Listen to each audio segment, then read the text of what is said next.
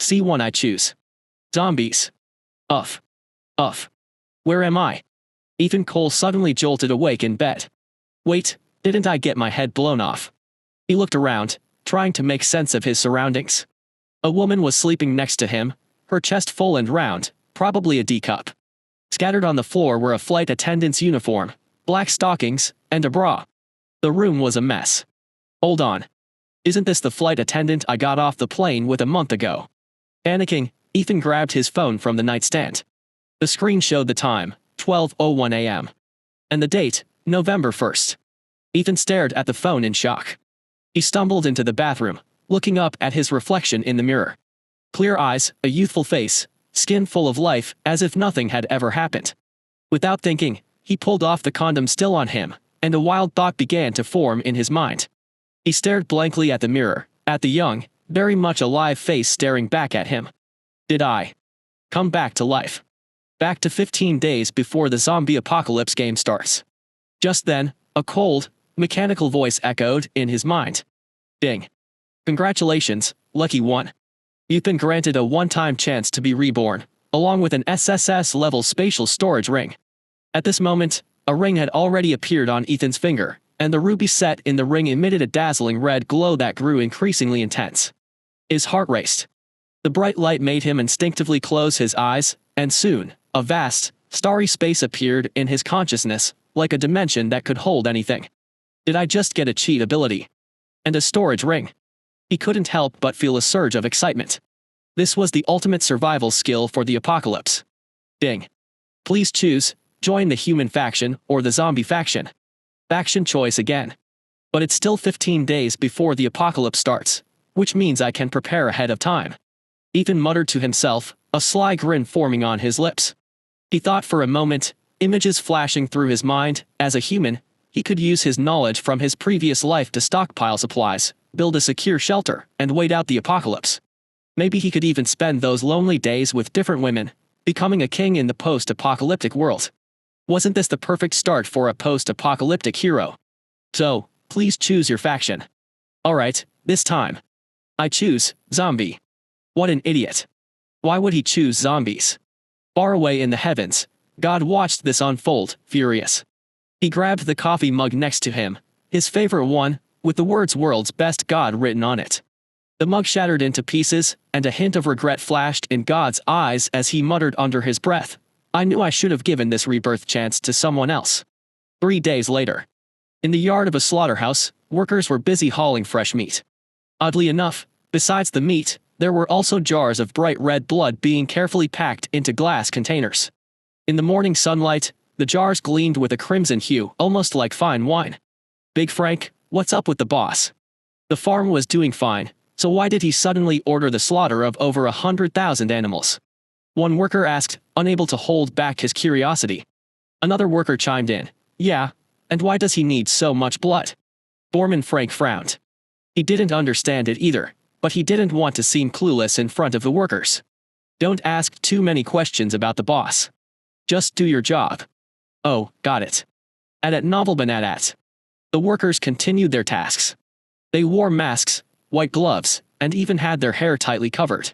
Frank reminded them again, keep everything clean. Don't let anything fall into the meat. Ethan's a real stickler for cleanliness. One hair in the meat, and he'll dock your pay. Got it, Big Frank. Don't worry.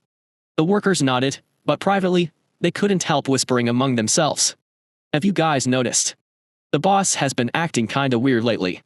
Weird how? He seems normal to me. He's a clean freak. Hates anything dirty. Yesterday he saw me smoking while working, and some ash fell on the cutting board. The way he looked at me. It was like he wanted to kill me. Oh, that explains it. I was wondering why he... Shh. Stop talking. One of the workers cleared his throat, cutting off the conversation. In the distance, a tall, slender young man was walking toward them. He was dressed in a crisp white shirt, looking spotless and sharp as if untouched by a speck of dust. His features were perfectly chiseled, so strikingly handsome that it was hard to look away. But his narrow eyes held a coldness that sharply contrasted with his warm appearance. Foreman Frank quickly stepped forward to greet him. Boss, the 9,600 cows, 4,000 turkeys, 20,000 pigs, over 50,000 chickens, and 7,000 sheep have all been slaughtered. Ethan nodded, his gaze sweeping over the neatly wrapped meat and jars of blood, clearly satisfied. Go ahead and settle the wages. Thank you, boss. It's been a pleasure working with you. Frank's face lit up with a smile. He instinctively reached out to shake Ethan's hand, but Ethan just stood there, staring coldly at his outstretched hand, not moving an inch. Realizing his mistake, Frank awkwardly withdrew his hand, forcing a smile. Everyone knew Ethan had a severe case of germophobia and hated physical contact. It was common knowledge around the farm. Well, we'll be off then, boss. Hope we can work together again next time. Frank chuckled nervously, leading the workers out of the yard. They quickly boarded a small bus and drove away from the scene. Ethan watched as the workers drove off, then walked over to the piles of meat and jars of blood. With a simple wave of his hand, everything vanished in an instant. Of course, the meat and blood hadn't disappeared into thin air, they had been stored in Ethan's spatial storage ring. The space inside the ring was vast and limitless, with time completely frozen. Anything placed inside would remain unchanged indefinitely. Ethan's mind drifted back to the apocalyptic zombie game from his previous life. When the game began, 1% of all life on Earth randomly transformed into zombies. S had the option to join either the zombie or human factions. If not enough people chose to become zombies, the system would forcibly mutate random individuals. But death was real. The terrifying scenes of the apocalypse were still fresh in his memory.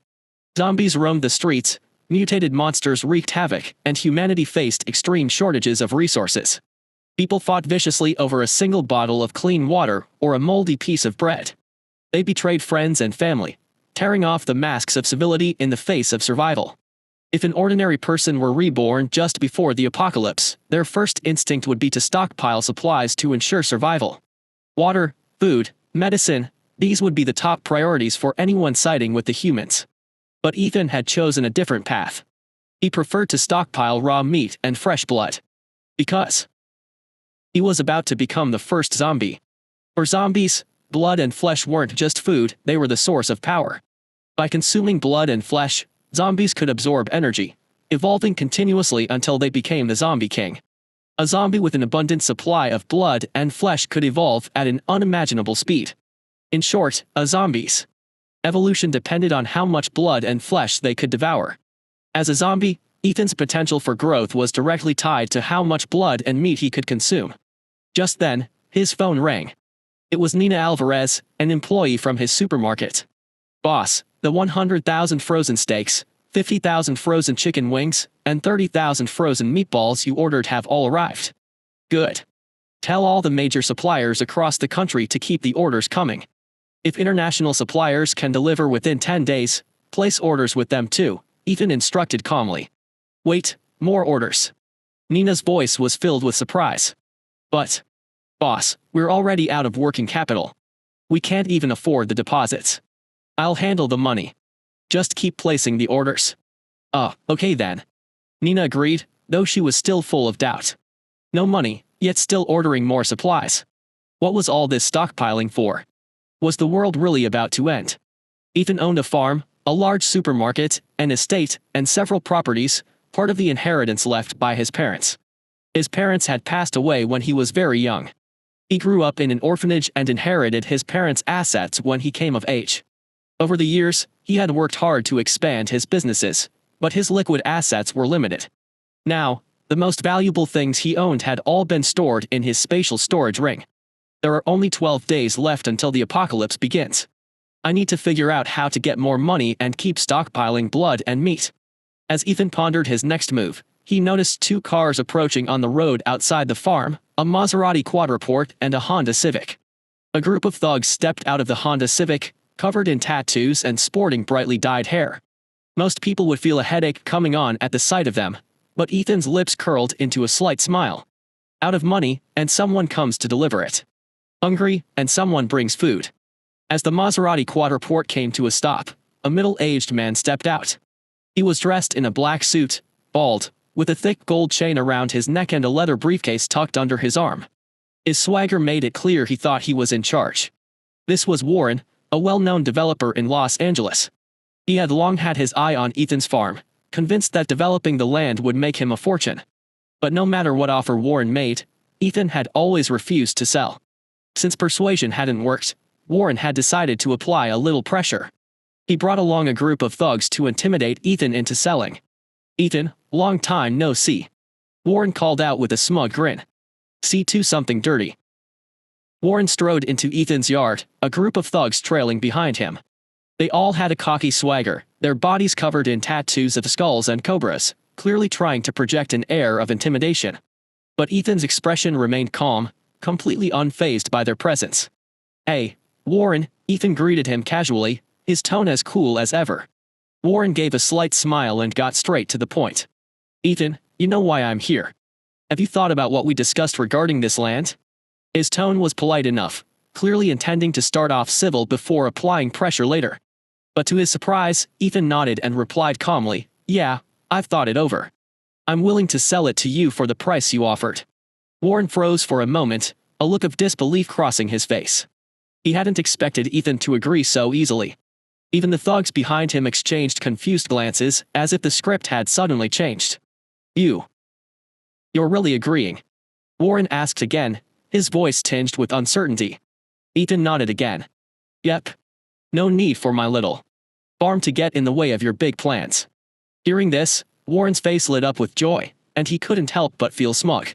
Finally, this kid's come to his senses. "Ahaha, great. Let's sign the contract right now," Warren said eagerly. His assistant immediately handed over a contract that had clearly been prepared in advance. They'd come ready, just waiting for Ethan's approval. Without hesitation, Ethan sat down, picked up a pen, and began signing page after page.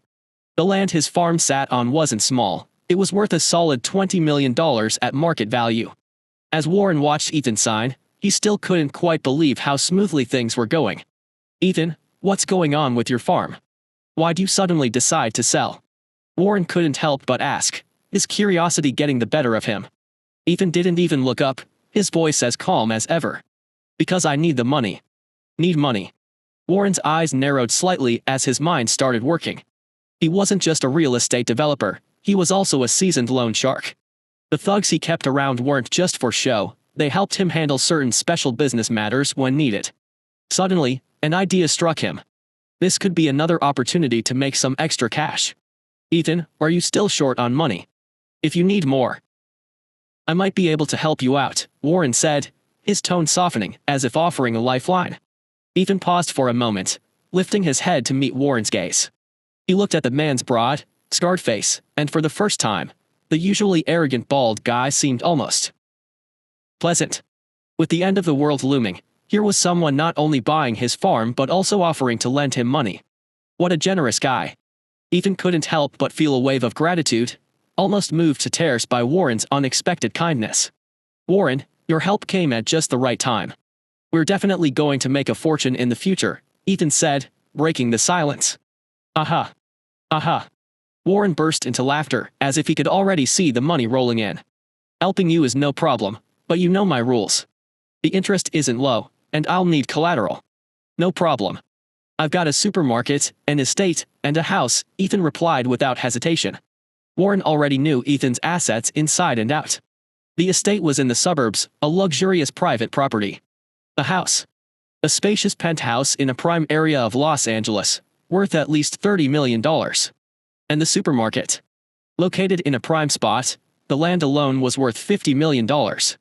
"Ethan, since you're being so straightforward, I can lend you $80 million. How's that sound?" "Deal," Ethan agreed, quick and to the point. Warren was secretly thrilled, feeling like he'd just scored a huge win. This deal was a sure thing for him, practically risk-free. He couldn't help but feel proud of his business acumen. "Ahaha, Ethan, let's stick to the usual process. You'll need to sign a promissory note, leave your fingerprint, and hand over the property deeds." "No problem," Ethan responded calmly. The deal was wrapped up quickly. Ethan sold off his farm and secured an $80 million loan, bringing his total funds to a cool $100 million. Warren, satisfied, left with the contracts and promissory note, his crew following behind him. Ethan stood at the entrance of the farm, watching as Warren's car disappeared into the distance. His gaze was deep, as if he was contemplating something. The endgame was about to begin. What would Warren think when the time came? Oh, maybe he wouldn't be thinking anything at all. After selling the farm, Ethan started packing up, getting ready to take whatever supplies he could with him. He planned to head to the supermarket and store the new inventory. The supermarket wasn't just stocked with fresh meat, it also had clothes, towels, soap, detergent, and other essentials. Even though Ethan had turned into a zombie, he was different from the others. He became more rational, and even more obsessed with cleanliness. Beep beep beep. Just as he was about to get moving, his phone buzzed. He pulled it out and saw a message from Lola. Something dirty. Ethan muttered to himself.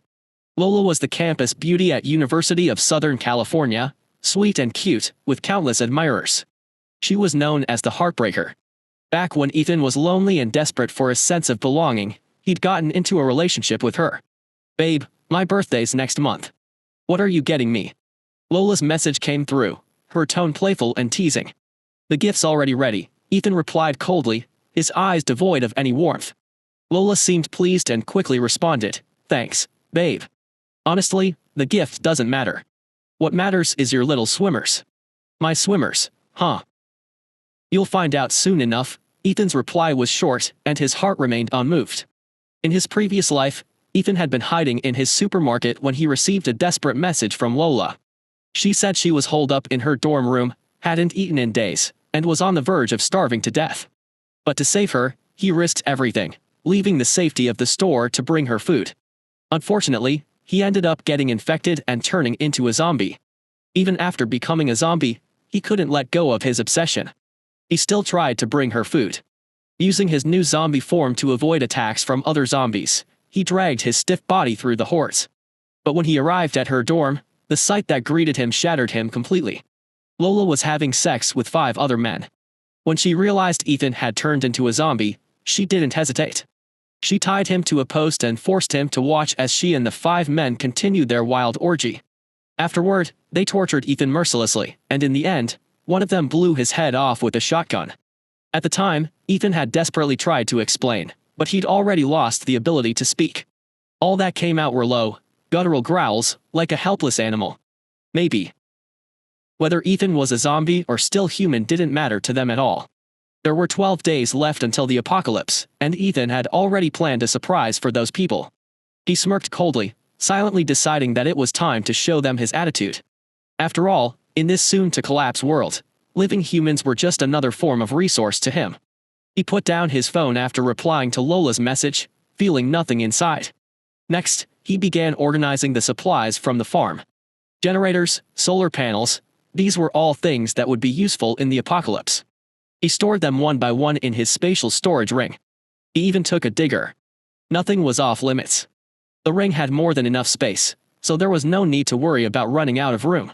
Besides the practical supplies, Ethan also packed a few items that held special meaning for him. On the wall hung an old photograph, a group picture of some kids. It was taken at the orphanage where he grew up, and it carried nearly all his childhood memories. Most of the kids at the orphanage had been abandoned by their parents. Some had physical disabilities, others had intellectual challenges. In the photo, the 2 most noticeable children were Ethan and a girl named Mia. Mia was holding a teddy bear, her skin pale like porcelain, and her big, watery eyes radiated innocence at novelbanat. However, Ethan remembered the head of the orphanage once telling him that Mia had mental health issues. When she was 12, she had bitten off half of a boy's face and was sent to a psychiatric hospital. Ethan never saw her again after that. But before that incident, they had been close. They would often fold paper, draw, and play games together. Ethan had never thought there was anything wrong with Mia. What he remembered most clearly were her crescent-shaped eyes when she smiled and the warmth in her expression when she looked at him. He carefully placed the photo into his storage ring as well. Once everything was packed, he got into his yellow Chevy Cruze and headed to his supermarket. When he arrived, there were several trucks parked outside, and workers were busy unloading goods. Nina, the warehouse manager, came running over, sweating and holding a ledger. "Boss, you're back. Here's today's delivery list. Can you check it over?" Nina said, panting. Nina was a college student who worked part-time at the supermarket to pay for her tuition.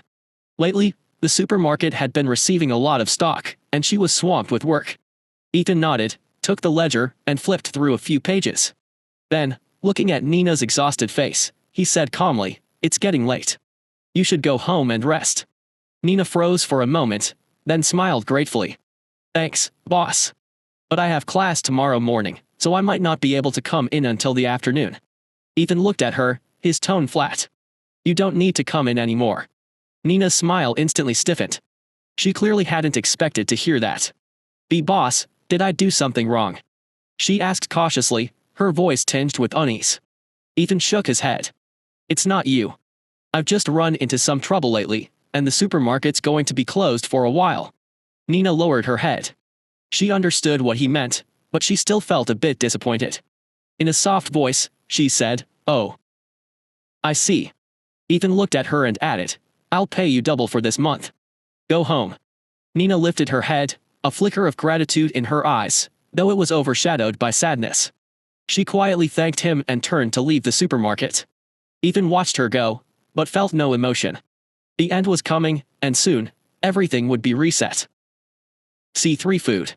Ethan decided to close the supermarket, let all the employees go, and take down the store sign.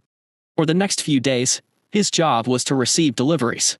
He contacted major suppliers, slaughterhouses, and farm owners, and soon, trucks were arriving one after another, dropping off supplies. Most of the deliveries were raw meat, but there were also some everyday cleaning products and household items. To Ethan, these supplies were more important than food. "Mr. Cole, your delivery's here." A few UPS drivers started unloading boxes into the supermarket.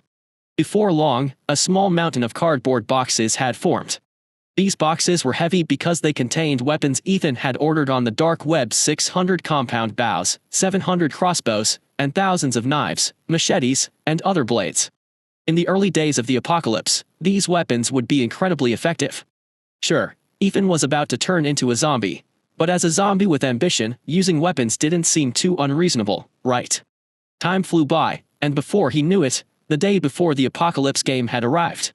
Ethan had nearly spent his entire $100 million budget, but since he had only paid deposits, his purchasing power far exceeded that amount. He had practically cornered the market, clearing out the inventories of several major suppliers. It was now evening, and the last rays of the setting sun streamed into the empty supermarket. All the shelves had been cleared, and Ethan had stored all the supplies in his spatial storage ring. Tomorrow morning, the apocalypse game would officially begin, and Ethan was ready to stop being human. Still, he picked up a mop and cleaned the supermarket until it was spotless. Keeping things clean had become a habit for him. Ethan stood by the window, looking out at the street. The road was still busy with cars, their headlights flickering in the evening rush hour. People hurried along, eager to get home. Elementary school kids, guided by a crossing guard, lined up to cross the street, their backpacks bouncing with each step. They laughed and chatted as they walked, their voices filled with joy. Parents stood nearby, smiling warmly and waving to their waiting children. Everything seemed normal, just an ordinary evening. But Ethan knew that by tomorrow, all of this would be gone. At this moment, he felt an unusual calm, savoring the last bit of peace. Suddenly, the metal shutter made a screeching sound as someone violently pulled it up from the outside. The sunset light spilled in, revealing three figures. "Hey boss, I'm starving. How about giving me something to eat?" The leader, a young man with fiery red hair, spoke with a cocky tone. He was a local troublemaker, always hanging around to mooch food and drinks. Shop owners hated dealing with guys like him. They'd show up every few days, causing trouble and driving away customers, so most business owners would just give them something to avoid a scene. Ethan didn't even bother to look up. He replied flatly, "The store's closed. I've got nothing for you." "What?" The punks looked around at the empty shelves, clearly surprised. Just a few days ago, the supermarket had been stocking up like crazy. How could it suddenly be out of business? The store's really closed. So, does that mean we won't see that cute warehouse girl anymore? One of the lackeys asked, scratching his head in disappointment. "Yo, Red, what do we do now?" Another lackey whispered, clearly unsure of what to do next. The red-haired leader sized Ethan up, a sly grin forming on his face. "Boss, even if your store's closed, you can't just let us starve, right? How about lending us some cash so we can grab a bite?" Ethan didn't want these punks ruining his last bit of peace, so he casually pulled out a wad of $100 bills from his pocket and tossed it in front of them. The stack was easily over $1,000. To someone about to turn into a zombie, money was no different from scrap paper. Holy crap. The red-haired guy's eyes lit up. He hadn't expected Ethan to be so generous. He figured Ethan was scared of him, which is why he handed over so much money. You're not too bad, man. You know how to play the game. The two lackeys were just as excited, feeling like they were really making it big by hanging out with the red-haired guy. On this street, they could walk into any store and the owner would hand over cash. This was exactly what they were in it for. Red. We've got it made. Yeah, stick with the boss, and we'll never have to worry about food or drinks again. Ahaha. The red-haired guy waved his hand, signaling his crew to leave with him. The red-haired guy laughed smugly, but maybe he laughed a little too hard, because a small bug flew straight into his mouth. Patooey. He coughed violently and spat out a thick glob of phlegm, which landed right on the floor Ethan had just cleaned until it was spotless. He glanced at the sticky mess on the floor, completely unconcerned, as if it were no big deal. Hold on. Ethan's voice suddenly broke the silence in the supermarket. The red-haired guy and his two lackeys stopped in their tracks, turning around to look at Ethan with puzzled expressions. What's up? You got something else to say? The redhead raised an eyebrow, his tone laced with impatience. Ethan's cold gaze fell on the spit, his voice calm but carrying a chilling edge. The floor's dirty. He began walking toward the red-haired guy, his step steady, his eyes filled with a cold, unsettling intensity. The redhead froze for a moment, then burst out laughing. I just spit on the floor, man. You're really gonna get worked up over that. His two lackeys joined in, crossing their arms and smirking at Ethan, clearly not taking him seriously.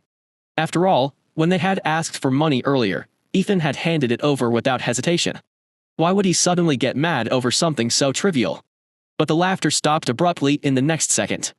A flash of cold steel appeared in Ethan's hand, and in one swift motion, a sharp hunting knife sliced through the air, heading straight for the redhead's neck. Whack! The blade cut cleanly, and the red-haired guy's head dropped to the floor with a dull thud. His eyes were wide open, still frozen in that smug grin, but now twisted and stiff. His mouth hung slightly open, as if he wanted to say something, but only blood gushed from his severed throat. Thud. His body collapsed heavily to the ground, blood quickly pooling across the floor. He never understood, even in his final moments, why Ethan had suddenly killed him so ruthlessly. The two remaining lackeys were completely paralyzed with fear. Their red, the guy they had always looked up to, had been decapitated in an instant. Oh my god, what the hell? One of them stammered, his voice trembling, his face pale as a sheet, his legs shaking uncontrollably. They were just small-time street punks, used to bullying the weak. They had never seen anything this brutal before. The only thought in their minds now was to run for their lives. Ethan's expression remained cold, as if what had just happened was nothing more than a trivial matter. His eyes showed no emotion, as if killing was just another routine task for him. Pete, please don't kill me. I'm sorry. One of the lackeys stammered, dropping to his knees, his voice thick with terror. Why yeah.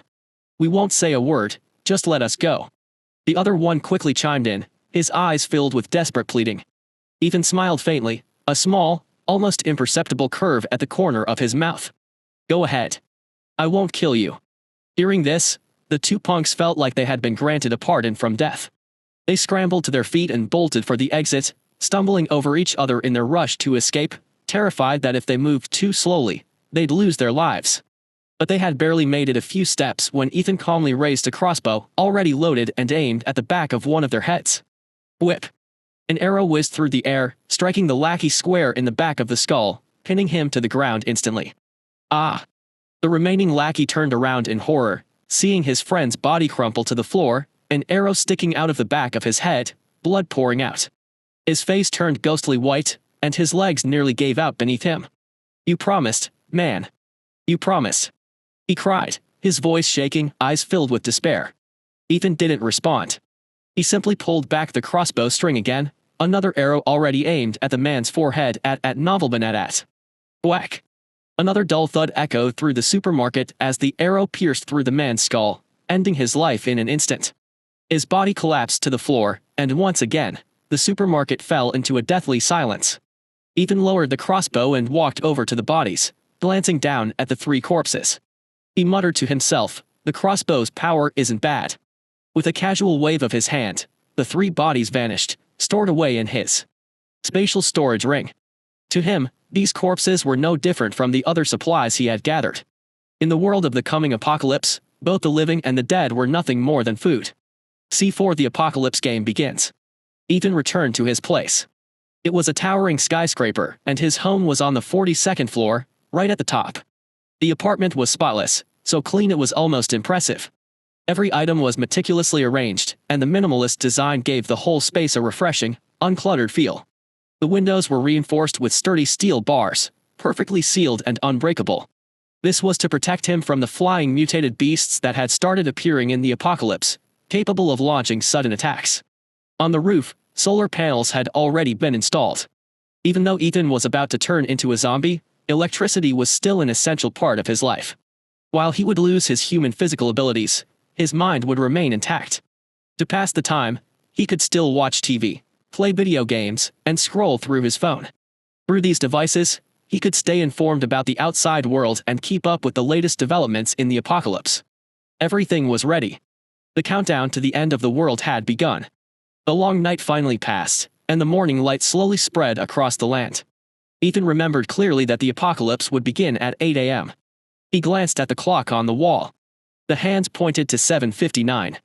Only 1 minute left. He walked to the window and looked down at the street below.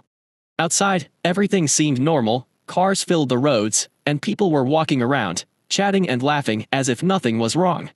The second hand of the clock ticked, slowly aligning with the minute hand. A new era was about to begin. 8 a.m. Suddenly, the once bright sky was covered by an eerie red glow.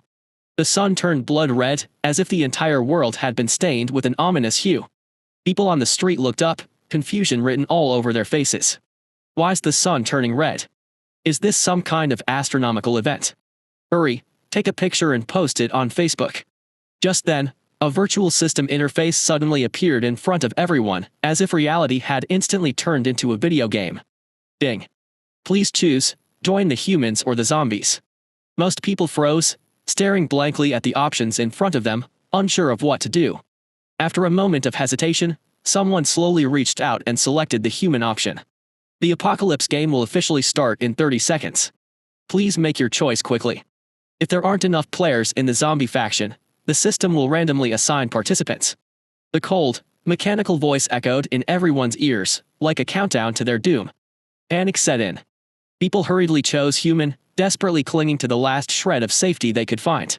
5, 4, 3 at novelban at 2, 1. The countdown hit 0. Chaos erupted.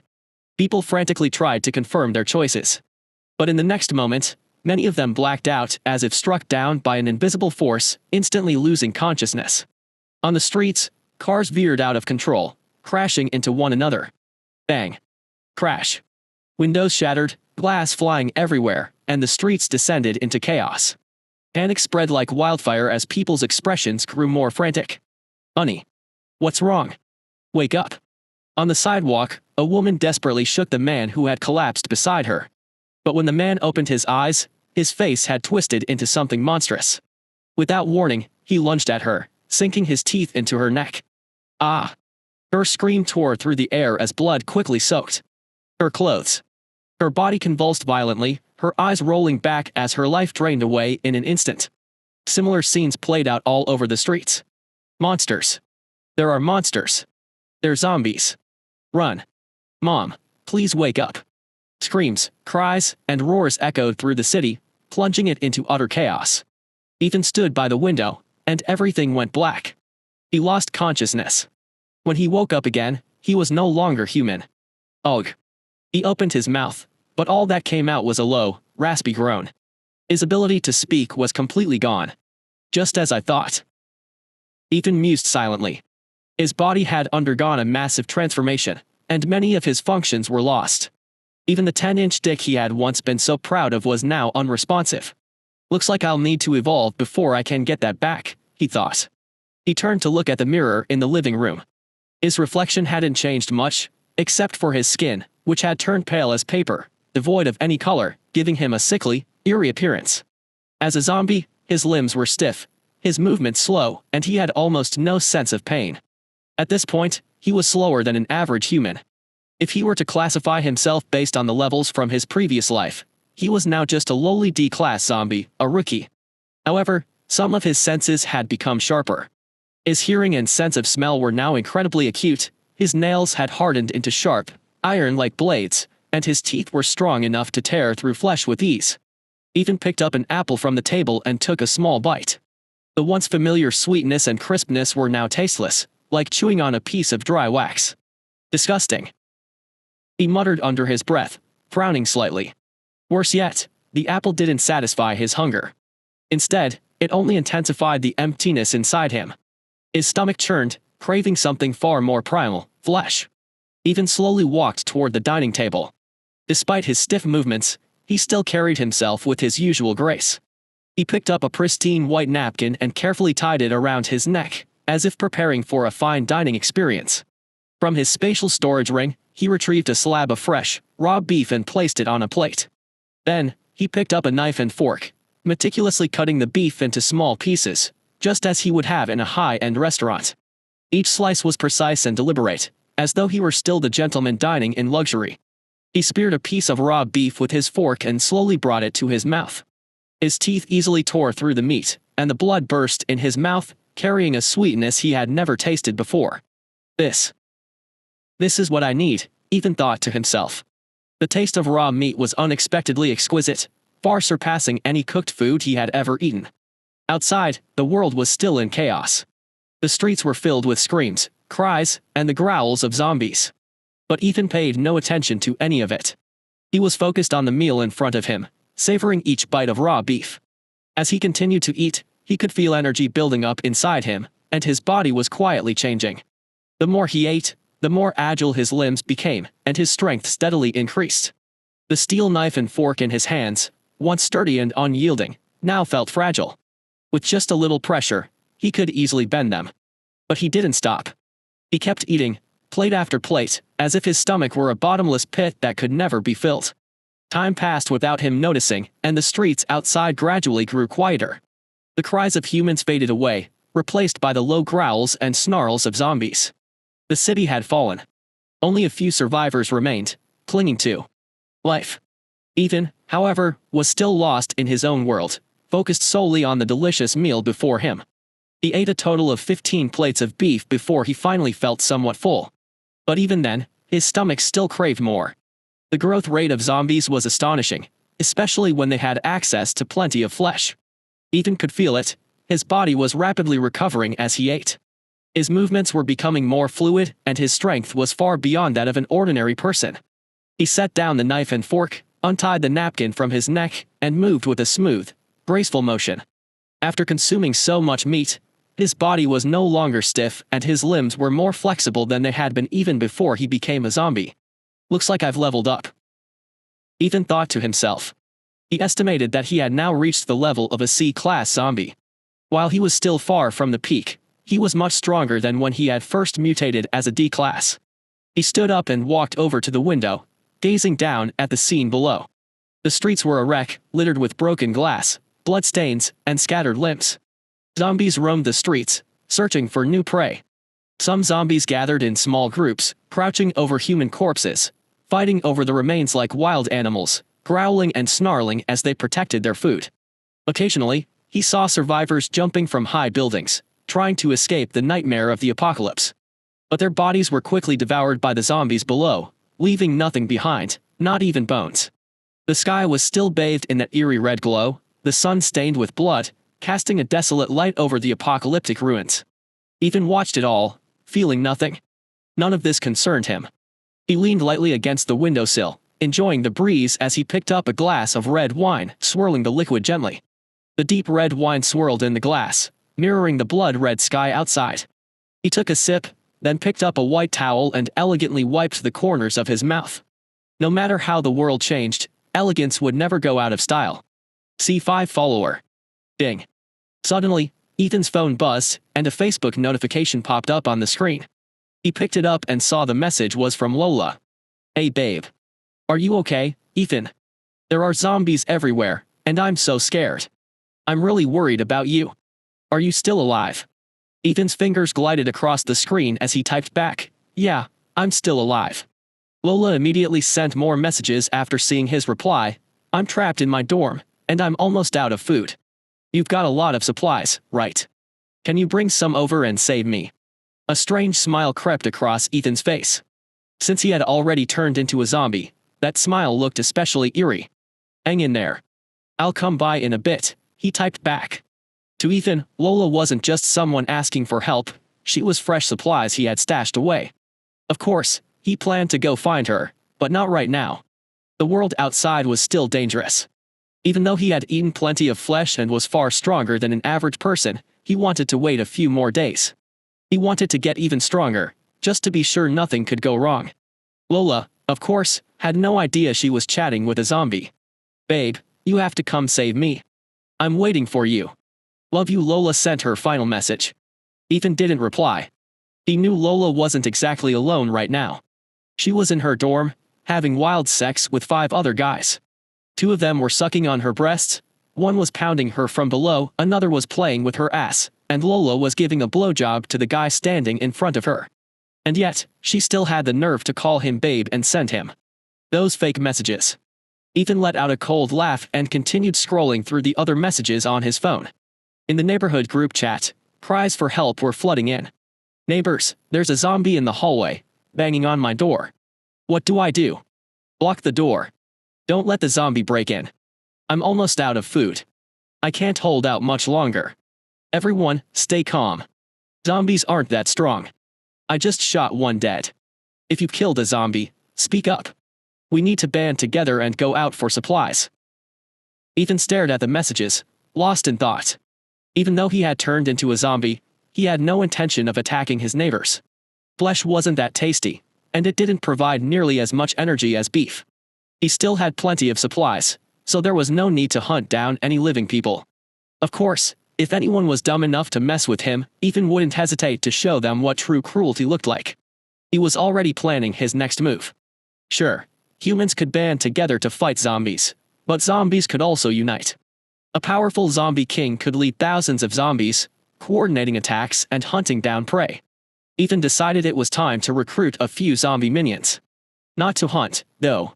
He just wanted them to guard his place, to make sure no one disturbed his peace. Ethan grabbed his keys and walked out the door. Low growls echoed through the hallway, signaling that zombies were wandering nearby. He didn't plan to go far, just find a few minions in this building. His standards weren't high. As long as they were somewhat clean, they'd do. Ethan walked into the stairwell. After descending 1 floor, he spotted a shadowy figure at the corner. Roark. A girl let out a low growl. She was a zombie too, but instead of attacking Ethan, there was a hint of fear in her eyes. She seemed to sense that Ethan was on a higher level than her, like a wolf encountering a tiger. The natural power imbalance kept her from making any sudden moves. Ethan recognized her. She was his downstairs neighbor, a high jumper before all this happened. Years of training had given her long, powerful legs. Even as a zombie, her movements were still agile, and she was just as fast as a regular human at novelman at. And that was without having eaten any flesh yet. Looks like zombies retain some of their traits from when they were alive. Ethan thought the girl had potential. If trained properly, she could very well become a swift and agile zombie leader.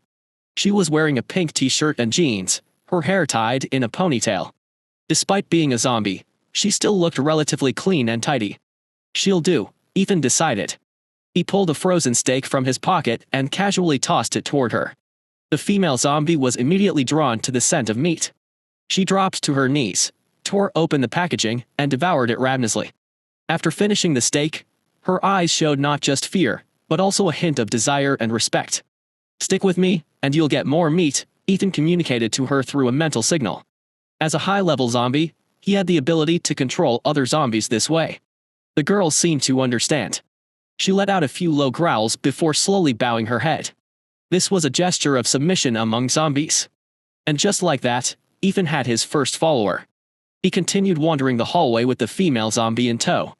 Before long, they encountered 2 more zombies with decent potential. One of them had been a WWE wrestler in life, massive, muscular, the perfect example of a strength-based zombie. The other zombie didn't have any obvious physical advantages. He had been a brilliant young PhD, even winning a Nobel Prize before the outbreak. Ethan chose him because of the lingering intelligence in his eyes. He seemed more aware than the average zombie. If zombies' intelligence could be compared to that of dogs, this PhD zombie would definitely be a border collie. Aside from these two, none of the other zombies caught Ethan's eye. He led his 3 new recruits back to his apartment door, sizing them up. While they had potential, their current combat abilities were still no match for humans armed with weapons. If only you guys could use weapons, Ethan thought to himself. Suddenly, an idea struck him. Zombies weren't incapable of using weapons, they just hadn't been taught how. With a flick of his wrist, Ethan pulled 3 cookery knives from his spatial storage ring and tossed them onto the ground. The clattering of the blades hitting the floor immediately caught the zombies' attention, but they just stared at the knives, clearly unsure of what to do with them.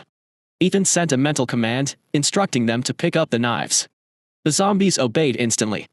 The wrestler zombie, in particular, grabbed the blade with his bare hand. SHJK. The sharp edge sliced into his palm, blood dripping onto the floor. But since zombies feel little to no pain, he didn't react. Instead, he looked at Ethan proudly, as if showing off how obedient he was. Idiot. Ethan sighed, rubbing his forehead. Are you planning to hit people with the handle? The PhD zombie, on the other hand, was much smarter. Following Ethan's instructions, he gripped the knife by the handle and swung it a few times in the air, quickly grasping the weapon's purpose. Ethan was pleased. He immediately ordered the other 2 zombies to follow the PhD's example. With a demonstration to guide them, the wrestler and the female zombies soon learned how to hold the knives properly. It was clear now, zombies could be trained. But only a stronger zombie leader had the authority to train them. C6 A good show. In the days that followed, Ethan stayed home, living a reckless life. His routine became simple and predictable: eat meat, and train his zombie minions. As time passed, the progress these zombies made was nothing short of astonishing. Not only had they fully mastered the use of cookery knives, but they had also learned how to handle crossbows. During these 3 days, Ethan consumed an enormous amount of flesh, digesting it at an incredible rate and absorbing a significant amount of energy. Roughly estimating, he had eaten the equivalent of at least 10 cows. His body was evolving rapidly, becoming stronger by the day. Now, Ethan's skin was as tough as a truck tire. A knife would only leave a faint white mark when dragged across it. Ordinary human weapons could no longer harm him. My head feels kinda itchy. Like something's about to grow out, Ethan muttered, swirling the wine glass in his hand as he gently rolled his neck. This sensation was a sign that he was evolving from a C rank to a B rank. Once he reached B rank, a crystal core would form inside his skull, significantly boosting his overall strength. He would also awaken a special ability. Every zombie's ability was different. Some were basic, like rapid healing, super infection, or growing bone spikes. Others were more bizarre, like hallucination, dream invasion, or mind control. These strange abilities often caught enemies off guard, sometimes even killing them without a trace. Ethan wasn't sure what ability he would awaken. In his previous life, due to a lack of enough flesh, he had never evolved to such a high level. He hadn't even had the chance to show his potential before Lola's 5 boyfriends killed him. Now, he took a refined sip of the blood in his glass, feeling the energy flow through his body. After a few days of experimentation, he concluded that beef tasted the best, followed by pork, with chicken coming in last. As for blood, cow's blood was undoubtedly the most delicious. It was like drinking a can of Red Bull. Every time he drank cow's blood, his cells became more active, his energy absorption sped up, and even his pale face would gain a slight flush of color. Bang. Bang. Bang. Just as Ethan was leisurely enjoying his Red Bull, a series of heavy thuds echoed from the street outside. Thanks to his zombie-enhanced hearing, he easily picked up on the sounds. What's going on out there? He walked over to the window and leaned down to look. On the street below, a group of heavily armed humans was busy at work. Their arms were wrapped in newspaper, secured tightly with duct tape, clearly an attempt to prevent zombie bites. They were wielding all sorts of weapons, wrenches, crowbars, and even a frying pan. Leading them was a burly man, about 5 minutes 11 seconds and close to 220 pounds.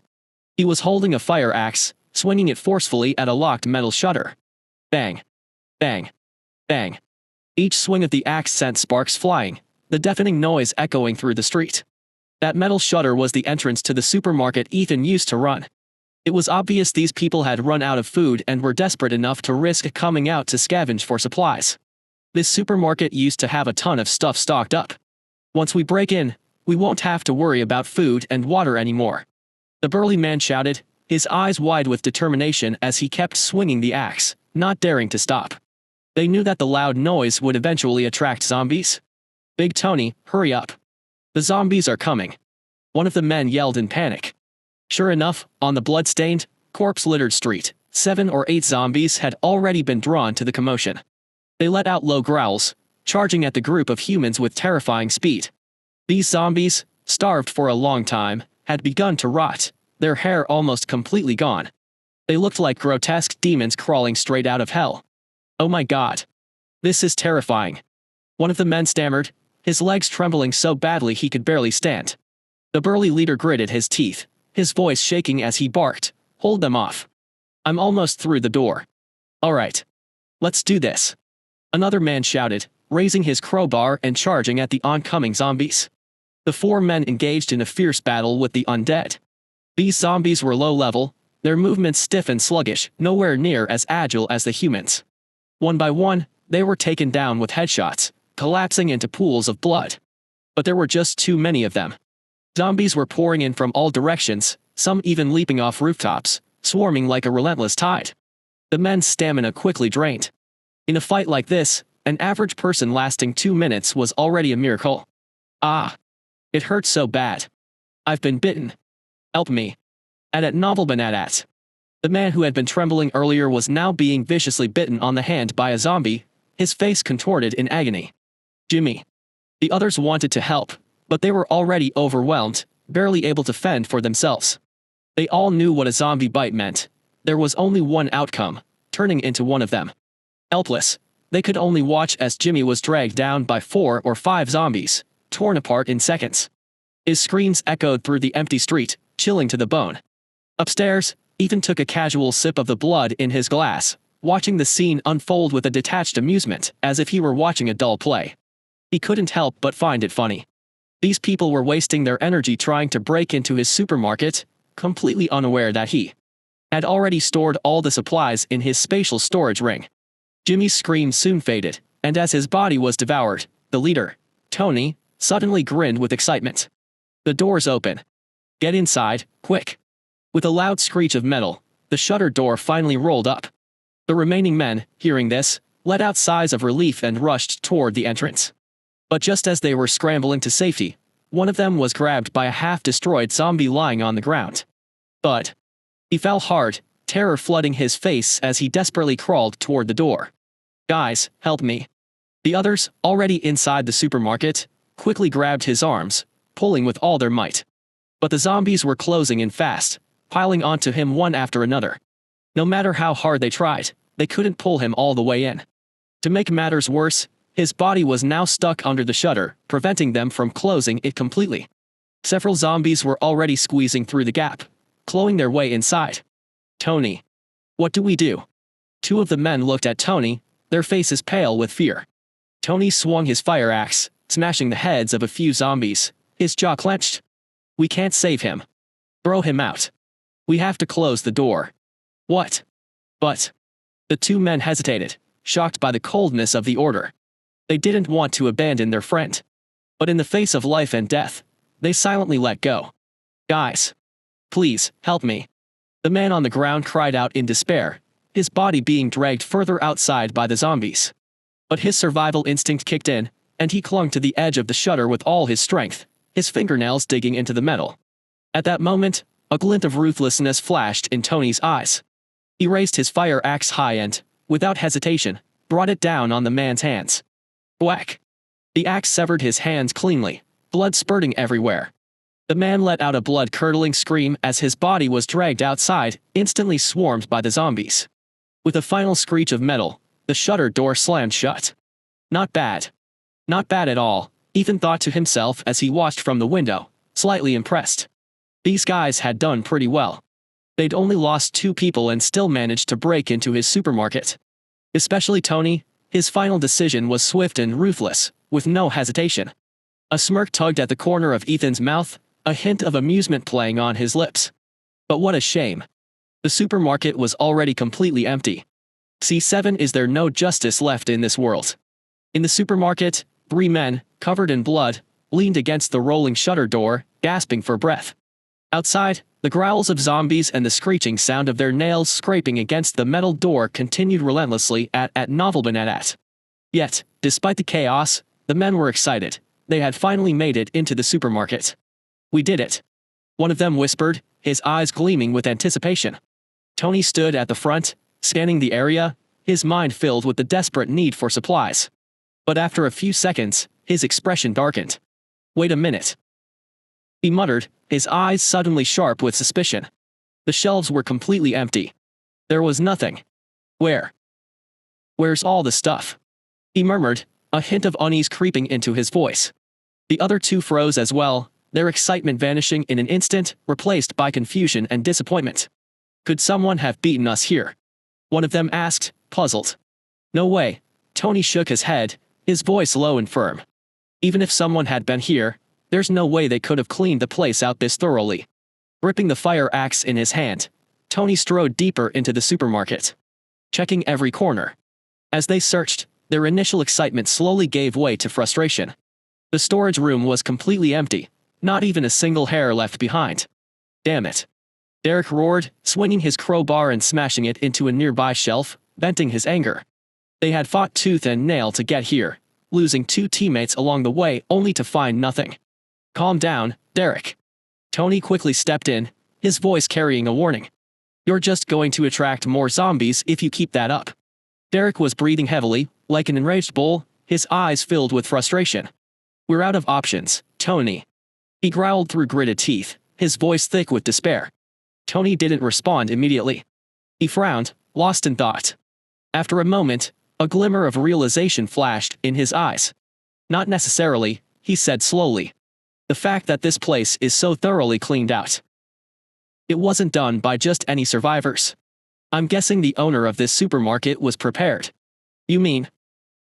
Derek and the younger guy holding a frying pan exchanged glances, starting to catch on. "Yeah," Tony nodded. "I've been to this supermarket before. The owner lives in the building across the street." A flicker of hope appeared in Derek's eyes. He tightened his grip on the crowbar, his voice resolute. "Then let's go find him." Tony nodded in agreement. "Exactly. If he's hoarding supplies, we'll take them." The guy with the frying pan hesitated for a moment, but seeing the determination in Tony and Derek's eyes, he clenched his jaw and nodded. All right. They had seen Tony and Derek in action on their journey here. They knew that with their strength, taking on a supermarket owner wouldn't be a problem. Or, if they were lucky, the owner might already be a zombie. In that case, all they'd have to do is take him out and claim the supplies. About 10 minutes later, the zombies gathered around the supermarket door began to disperse, wandering aimlessly. The rolling shutter door was quietly lifted just enough for the three men to slip out, moving with careful, silent precision. Covered in dirt and grime, their eyes alert, they quickly oriented themselves and made their way toward the building across the street. Just as I thought. Ethan murmured to himself, standing by the window, a slight smirk playing on his lips. He had anticipated that they would make this move, and he had watched everything unfold. But for him, this was a perfect opportunity. It looked like the delivery had come straight to his door. With the building's power out, the elevator wasn't working, so the three men had no choice but to take the stairs. Climbing 42 floors drained their energy fast, especially since they encountered a few stray zombies in the stairwell. Though they were skilled fighters and easily dispatched the zombies, by the time they reached the top floor, they were drenched in sweat, gasping for air. Uff. Uff. This should be it, Tony panted, turning to Derek. Go knock on the door. Derek, already impatient, stepped forward and pounded on the door with all his strength. Bang bang bang. Bang bang bang. Open up. Open the damn door. His roar echoed down the hallway. Inside, Ethan wasn't in any rush. He was calmly washing his hands, his movements slow and deliberate. After finishing, he picked up a towel, gently dried his hands, and then grabbed a pristine white napkin from the table, tucking it neatly into his collar. It was time for dinner. I know you're in there. If you don't open up, we're breaking this door down. Tony shouted, raising his fire axe, his eyes cold and menacing. You've got 3 seconds to decide. 3, 2, 1. The blood-stained axe was about to come crashing down. But just then, there was a soft click. The door swung open. Bright light spilled out from inside, revealing a tall figure. The young man had pale skin, sharp features, and was strikingly handsome. He wore a spotless white shirt, not a speck of dirt on it, with a napkin tucked into his collar, looking impossibly clean. Tony and the others stared, dumbfounded. Since the apocalypse began, they hadn't seen anyone this clean. But what really unsettled them was the look in his eyes, cold, devoid of any emotion, and humanity. "You're the supermarket owner, right?" Tony demanded. Ethan didn't respond. He stood there in silence. The other two, growing anxious, chimed in. "Don't play dumb. We know you've got supplies. Hand them over, and we'll let you go." "Yeah. You've got a napkin tucked in your collar. You were about to eat, weren't you? Say something, damn it." At that moment, Ethan slowly opened his mouth. Grr, grr. A low, raspy growl, like the sound of air bubbling through his throat, came out. The three men froze. They stood there, completely stunned. What the hell? A zombie. In their minds, zombies were always grotesque, terrifying, and filthy. But this guy, so clean, so composed, was actually a zombie. It was hard to believe. Well, if he's a zombie, that makes things easier. We'll just take him out. Tony gripped his fire axe tighter. In his experience, killing a zombie was way easier than dealing with a human. The other two nodded, ready to strike. But then, footsteps echoed down the hallway. Ethan's earlier growl had summoned his backup. More zombies. Tony tensed, but he wasn't too worried. After all, they'd fought their way here and had plenty of experience. Judging by the footsteps, there weren't many. The three of them were wrapped in layers of newspaper and duct tape, making them nearly impervious to small groups of zombies. They could handle this. Sure enough, 3 zombie figures appeared at the end of the hallway.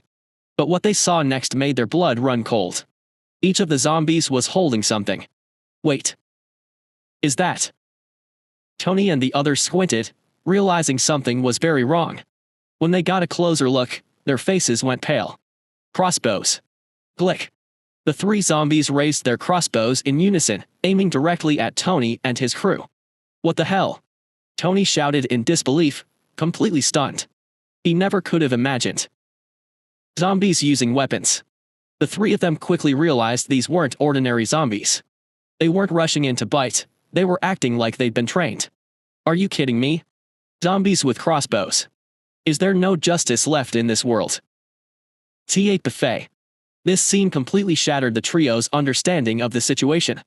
Big Tony, what do we do now? Derek's voice had a hint of panic. Just moments ago, he was full of swagger, but now he was at a loss. Tony furrowed his brow, a flicker of hesitation in his eyes. We fight.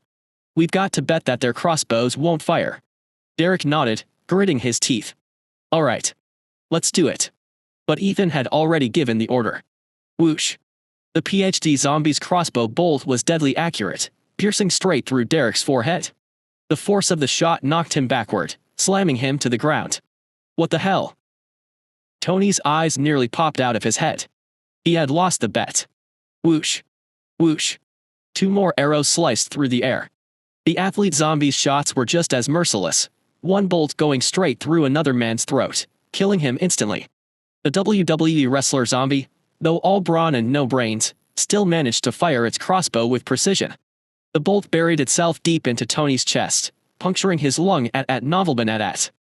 Tony let out a scream of agony, collapsing to the ground from the searing pain. He tried to get back up, but the WWE wrestler zombie let out a low growl and rushed forward, pinning him down. It didn't bite him, though. These zombies were like a pack of wolves. Without the command of their king, they wouldn't feed recklessly. Tony gritted his teeth, slowly coming to a realization. These zombies weren't just mindless monsters. They were organized, disciplined. And their king was none other than the supermarket owner, Ethan. Could it be? They have some level of intelligence. Can they understand me? Tony's mind raced as he fought through the pain in his chest. Desperately, he pleaded, please. Spare me. I didn't have a choice. If you let me live, I'll do anything for you. Ethan walked closer, step by step, until he stood right in front of Tony. He looked down at him, his eyes cold and devoid of any pity. Then, he reached out and grabbed the crossbow bolt lodged in Tony's chest, yanking it out with a sharp pull. Squelch! Blood gushed from the wound like a fountain. Tony let out another gut-wrenching scream, his heart filling with terror. He had no idea what this monster was going to do next. Ethan stared at him coldly, then casually pulled a straw out of his storage ring. What the? Tony's mind went blank. He could hardly believe what he was seeing, but he had a sickening feeling he knew what Ethan was about to do. How much energy is really in human blood? Ethan wondered to himself. After all, he had never tried it before. He inserted the straw into Tony's wound, preparing to drink his blood. But after a few moments, Ethan's face twisted in disgust. PFFT. He spat the blood out, turning his head away with a look of revulsion. This guy's too fat. His blood's full of fat. Tony was stunned, unable to process what had just happened. Even zombies didn't want his blood. Did that mean he still had a chance to survive? But Tony's fleeting hope was quickly crushed. Ethan had already given the command, and the three zombies, starving and eager, pounced on him without hesitation. Tony's screams were abruptly cut off, blood splattering everywhere. The scene was brutal and gory. Not long after, the three zombies stood with blood dripping from their mouths, licking the remnants with satisfaction. Their loyalty to Ethan seemed to grow even stronger, with a hint of admiration. After all, following Ethan meant there was always meat to eat. Ring-a-ling-ling. Ring-a-ling-ling. Suddenly, the shrill sound of a phone ringing pierced the silence. Who still uses such an old-school ringtone? Ethan frowned, looking around for the source of the sound. It was coming from Tony's pocket. He bent down, picked up the phone, and casually answered it. A man's voice came through the phone, laced with a threatening tone. Tony. Don't try anything funny. Bring the supplies back, now. Your wife's with me, and if you come back empty-handed. Ha ha ha. Hearing this, Ethan immediately understood Tony's situation. So, he was being forced to scavenge for supplies. No wonder he'd mentioned having no choice earlier. Hey. Tony. You mute or something. Don't play dead on me. Here, listen to your wife. The voice on the other end grew more impatient, followed by the sound of a woman sobbing. Honey. Help me. They're monsters, please, save me. Wah-ch-ch. Ethan listened coldly, then hung up without hesitation. Funny thing was, compared to those monsters, he was a zombie. Still, the call had given him a lead. Ethan decided to track down where these people were hiding. After all, living humans were a resource too. And these people, well, he could treat them like an all-you-can-eat buffet. He fiddled with the phone, scrolling through Tony's texts and Facebook messages. It didn't take long to find some clues. The buffet was located at a construction site. Tony had once been a foreman there, known for exploiting workers with ruthless tactics. After reading through the messages, Ethan casually tossed the phone off the building, mentally noting the location. But he wasn't in any rush to enjoy this buffet. For now, he didn't feel like leaving his cozy little hideout. Even though Ethan was already powerful and had 3 loyal underlings, he decided to lay low for a few more days. Who knew what other dangers were lurking out there? Back at home, Ethan slipped on his slippers, washed his hands, and sat down at the dining table to continue absorbing energy. He turned on the TV, eating while watching, savoring the moment of peace. 5 hours later, he was finally full. As his body continued to strengthen, his appetite had grown as well. Where he once needed to eat just 1 cow a day, now he needed 3 to satisfy his body's demands. After finishing his meal, Ethan took a hot bath and changed into a clean set of white pajamas. Then, he washed his dirty clothes, tidied everything up, and sat contentedly on the couch, ready to watch some more TV. Outside, night had fallen. The streets were still a mess, the air thick with the stench of rotting blood. Countless zombies roamed the streets, hunting for the last remaining survivors. But the chaos of the apocalypse seemed to have nothing to do with Ethan. He was comfortably holed up in his little sanctuary, enjoying a rare moment of tranquility. Whoa. Whoa. Whoa. Suddenly, a low, mournful cry echoed from somewhere in the building. The sound was eerie and sorrowful, reverberating through the night, making it all the more unsettling. If a normal person had heard it, they'd probably be scared out of their mind. But Ethan just rolled his eyes, completely unafraid, and even a little annoyed. The sound was coming from one of his underlings, the female athlete zombie. She's crying. Could she have developed emotions? Ethan wondered to himself. He speculated that the female zombie, having eaten enough flesh and blood today, might have undergone some kind of evolution, leading to basic emotional responses. It wasn't that surprising. After all, zombies that evolved to a certain level could indeed develop emotions and intelligence similar to humans. In fact, if a zombie evolved to an S rank, its intelligence might be indistinguishable from that of a human. Of course, the speed of a zombie's evolution also depended on its potential. Take the PhD zombie, for example. Ethan figured it wouldn't be long before it gained a high level of intelligence. And this female zombie. It seemed she wasn't lacking in potential either, already showing signs of emotional development. Guess I'll go see why she's crying. Ethan was a bit curious. After all, he had nothing better to do. So, he got up and headed downstairs. C9 What an idiot. The eerie sound of sobbing echoed through the empty hallway, as if it were coming from all directions, sending a chill down Ethan's spine. He knew exactly where the sound was coming from, right below his room. That's where the female zombie lived. She had lived there even before she turned. The door was slightly ajar, with a faint light seeping through the crack. The sobbing was coming from inside. Ethan gently pushed the door open, and the sight before him made him frown slightly. The female zombie was kneeling in the middle of the living room, her back to him, her shoulders shaking as if she were caught in some deep sorrow. Ugh. Ugh. Ugh. Her sobs were broken and filled with a kind of indescribable sadness. Even though Ethan had moved quietly, the female zombie's hearing was incredibly sharp. The moment the door creaked, she whipped her head around, her neck twisting at an unnatural 180-degree angle. Her eyes were blazing with fury, and she let out a low growl, as if she was ready to pounce on him at any second. But when she realized it was Ethan standing in the doorway, the growl stopped abruptly. Her once ferocious face softened into something almost pitiful, even a little fawning. Ugh. Ugh. She continued to sob softly, as if trying to communicate something to Ethan. Standing at the door, Ethan watched her coldly. He already knew what she was trying to say. She was saying, "I'm hungry, I'm hungry, I'm hungry." What a glutton. Ethan muttered to himself. She's already eaten plenty today. The other two haven't made a peep, but here she is, crying her eyes out. The female zombie seemed to sense Ethan's thoughts. She lowered her head and let out a few whimpering sounds, as if ashamed of her own greed. Ethan couldn't be bothered to argue.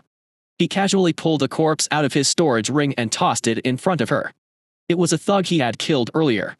The body was still relatively fresh. The moment she saw the flesh, the female zombie's eyes lit up and a twisted smile crept across her face. She let out a chilling laugh, "Hehehe. Pia." Then, in a flash, she lunged at the corpse, moving so fast it was hard to follow. Her powerful legs left a blur as they scraped across the floor. Ethan stood off to the side, watching her tear into the body with cold detachment. Her laughter was even more unsettling than her sobbing, like something straight out of a nightmare. Her muscular body, especially those strong legs, was clearly a remnant of her athletic past. As she devoured the corpse, the room filled with the thick stench of blood. The sounds of chewing and ripping flesh echoed through the space, creating a scene so grotesque that any normal person would have been scared out of their mind. "Take your time. It reeks in here," Ethan muttered, wrinkling his nose as he turned to leave. He had just taken a shower and didn't want the stench clinging to him, like how people smell after eating at a hot pot restaurant. As he walked back to his room, he glanced at the doors of the other two zombies, the PhD zombie and the WWE wrestler zombie. They were quiet, clearly not in need of any extra feeding. It seemed the saying was true, the squeaky wheel gets the grease. Back in his room, Ethan sat on the couch, thinking about his next move. Sure, he still had plenty of flesh stored in his ring, but he knew that wouldn't last forever. In the early days of the apocalypse, supplies were still relatively easy to come by, but as time went on, resources would become scarcer and scarcer. It's time to go out and restock, he decided silently. He picked up his phone and opened Messenger, scrolling to his chat with Lola. She had sent him a ton of messages, along with several missed calls. "Honey, are you okay? Why aren't you answering me? Ethan, I'm really worried about you. Please, just reply. Are you alright? I'm so scared. Please come find me, and bring some supplies." There were many more messages like that. It was clear Lola was on the verge of a breakdown. Ethan finally sent a short reply, "I'm still here." Almost immediately, Lola's response popped up, "You're alive. Thank God. Why didn't you answer my calls? I've been so worried." Ethan replied calmly, "I'm surrounded by zombies. Didn't want to risk making noise, so I've had my phone on silent." He wasn't lying. After all, he really was surrounded by zombies at Novelman. Lola's voice came through the phone, trembling slightly. "Ethan, I miss you so much. Whether you're dead or alive, I just want to see you. Can you come find me?" Ethan's reply was short and cold. "Sure, I'll come tomorrow." Okay. Lola's voice was filled with barely contained excitement. "I'll be waiting for you at the dorms. Please, bring as much food as you can. We need to survive." "Got it." A faint, cruel smile tugged at Ethan's lips, a glint of malice flashing in his eyes. It was time to collect. The next morning, Ethan dressed in a clean tracksuit and stood in front of the mirror, examining himself. His reflection was still handsome, but his face showed no trace of emotion.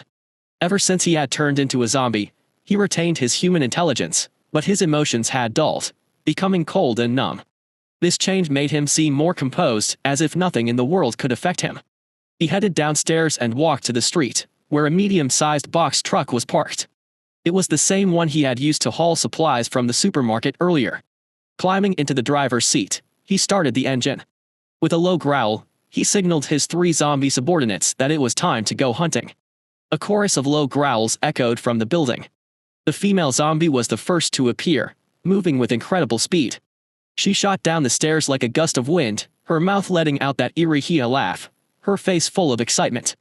Halfway down, she seemed to decide the stairs were too slow and leapt out of a window, landing gracefully on the ground without a scratch. She quickly scrambled into the back of the truck. Next came the WWE wrestler zombie. He was even bigger than before, his muscles bulging so much they looked like they might tear through his skin. His grayish-white flesh was veined with thick, pulsing lines, and he stood nearly 6 minutes 6 seconds. Every step he took seemed to make the ground tremble slightly.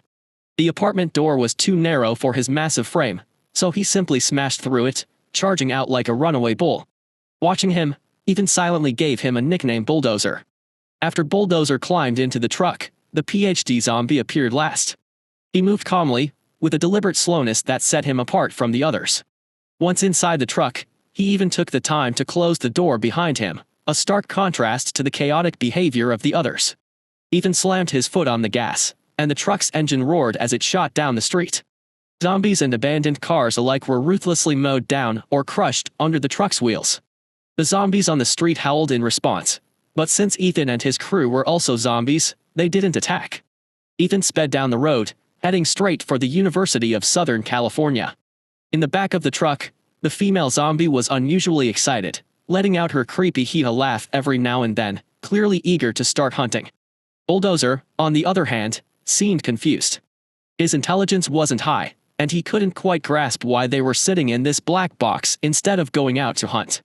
Ethan's driving was aggressive, constantly smashing through obstacles, causing the truck to jolt violently. Bulldozer's massive size made him a victim of inertia, and he was tossed around the back of the truck, looking a bit ridiculous. But it wasn't long before Ethan arrived at USC. A group of zombies was wandering near the entrance, but Ethan plowed through them without hesitation, driving straight to the dorms. Once the truck came to a stop, the 3 zombie subordinates quickly jumped out of the back. Bulldozer, finally free from the cramped truck, stood still for a moment, taking in his surroundings. The scene around him was completely different from when he had gotten into the truck. With his limited intelligence, he clearly couldn't understand what had happened.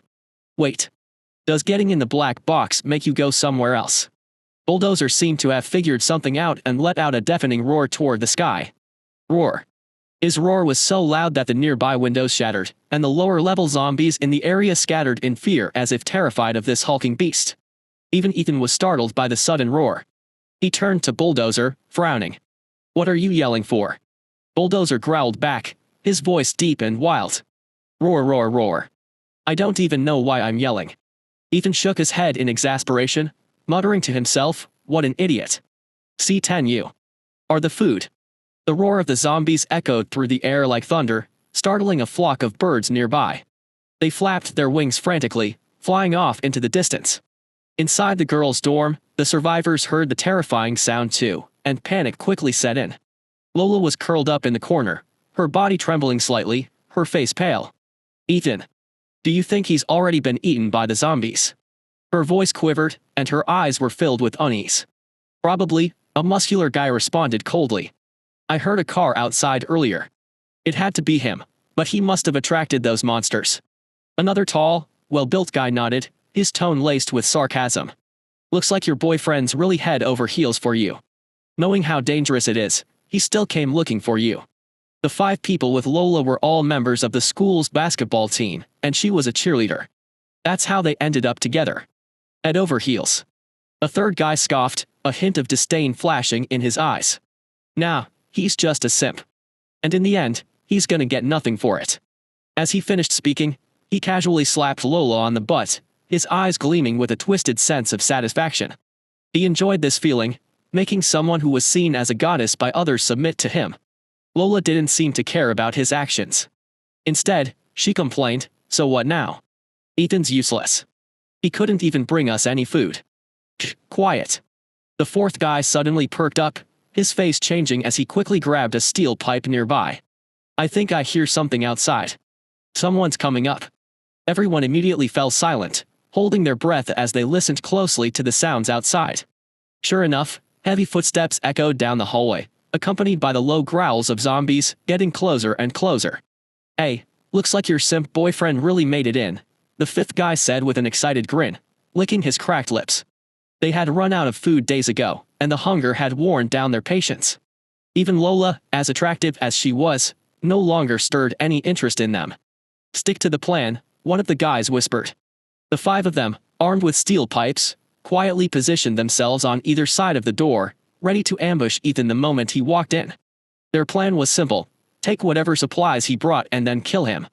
After all, in this apocalypse, one more person meant less food to go around, and they had already decided that Ethan's life wasn't worth much. But. A rhythmic knock came from the door, slow and deliberate, with an eerie calmness. Lola peeked through the peephole and saw a familiar face, pale but handsome. It was Ethan. "Hurry, come in." She quickly unlocked the door, as if afraid he might leave if she didn't act fast. Ethan stepped into the room, and Lola immediately locked the door behind him. At that moment, the 5 guys emerged from the shadows, surrounding Ethan with their steel pipes in hand. "Where's the food? Where'd you stash it?" one of the guys asked coldly, his eyes gleaming with greed. Their original plan had been to attack as soon as Ethan walked in, but seeing him empty-handed, they decided to get some answers first. Ethan's face remained expressionless as his gaze swept across the room, finally landing on Lola. Lola met his eyes without a hint of guilt. Instead, she smirked. "Yeah, I lied to you. But in times like these, there's no point explaining. It's every man for himself." Ethan stayed silent, his eyes cold. The 5 guys were clearly running out of patience. "Say something, damn it. Where's the food?" one of them shouted, gripping his steel pipe tightly, his patience wearing thin. "Hurry up and hand it over. Or we'll beat you to death." Another guy threatened, his eyes wild with desperation. "Yeah, it's the end of the world. No one's gonna care if we kill you," a third guy added with a sneer. Hunger had twisted their faces, their eyes filled with a savage, animalistic rage. In that moment, Ethan realized that starving humans weren't much different from zombies, they'd lost their minds, and maybe they were even more dangerous. "If you don't talk, I'll kill you right now." One of the guys finally snapped, swinging his steel pipe straight at Ethan's head. This guy was one of the basketball team's star players, tall, strong, and powerful. The pipe cut through the air with a sharp whoosh. No ordinary person could block an attack like that. But Ethan simply raised his hand and caught the pipe effortlessly. With a dull thud, the pipe stopped mid-swing, unable to move an inch further. "What the hell?" The guy's face twisted in shock. He tried to yank the steel pipe back, but Ethan's grip was like a vice, completely immovable. Seeing this, 2 other guys rushed forward to help. And that's when Ethan finally spoke. After days of mutation, his ability to speak had slowly returned. Though his voice was still raspy and stiff, he managed to utter a few chilling words. "You are the food." The air in the room froze. Everyone stood still, paralyzed. A cold shiver ran down their spines, their hearts pounding as an invisible wave of terror gripped them. They finally realized the horrifying truth. Ethan was no longer human. Holy shit.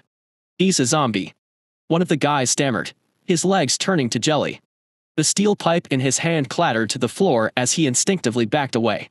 But Ethan merely flicked his wrist, and the pipe, as if controlled by some unseen force, shot through the air, impaling the guy straight through the mouth. The force was so great that the pipe burst out the back of his skull. Whack! Blood sprayed everywhere. Lola and the remaining guys went pale, their fear reaching a fever pitch.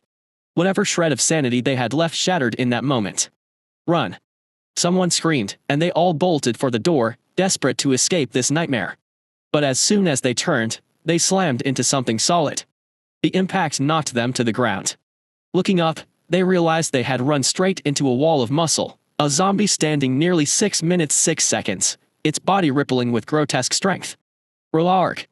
The creature, known as Bulldozer, let out a deafening roar and swung its massive arm down. 2 of the guys' heads were crushed instantly, their skulls exploding in a spray of blood and brain matter at Novelman. Lola was splattered with blood, frozen in place, her legs too weak to move. Then, she heard it, a strange, eerie laugh, like a whisper from the depths of hell. She turned instinctively and saw a female zombie, her long tongue flicking out as she licked her nails, a twisted smile on her face. The stench of decay was so close, Lola could almost taste it. Ah! Lola screamed, completely losing control. Warmth spread through her pants as she trembled uncontrollably, her body betraying her. In sheer terror. At that moment, Ethan stepped out from the shadows. Bulldozer and the female zombie immediately stopped what they were doing, standing at attention on either side of Ethan, as if awaiting his command. Their expressions were almost proud, like hunting dogs showing off their kills to their master. Meanwhile, another zombie, a PhD in a tattered lab coat, had already pinned one of the guys to the ground. With surgical precision, it drove its sharp nails into his throat, forehead, and chest as if conducting some grotesque experiment. The scene was far more horrifying than even Bulldozer's brutal head-crushing. Lola and the last surviving guy were trembling uncontrollably, their faces drained of all color. They finally understood. Ethan wasn't just a zombie. He was their leader. Please. Don't kill me. I'm sorry. I swear I'm sorry. The guy collapsed to his knees, tears streaming down his face. All his previous bravado was gone, replaced by the pitiful whimpering of a terrified animal. Lola finally realized what was happening and quickly started pleading, Ethan, don't you love me? Please, don't kill me. I'll do anything, really, anything. You can have me whenever you want. I'll be yours and yours alone from now on. We can start right now. I'm willing to do anything, please. As she spoke, Lola let her straps slide down, revealing her round, pale breasts and pink nipples. Ethan's gaze swept over her coldly, his face showing no hint of emotion. Seeing this, Lola unzipped Ethan's pants and took out his 9-inch member, beginning to suck on it. Ethan slowly looked down at her, his index finger lifting Lola's chin. At this moment, Lola's face was flushed, and she stood up, looking eagerly at Ethan. Suddenly, a dagger appeared in Ethan's hand. In a chilling voice, he said, What I want is your heart. Before she could react, the knife plunged into her chest without hesitation.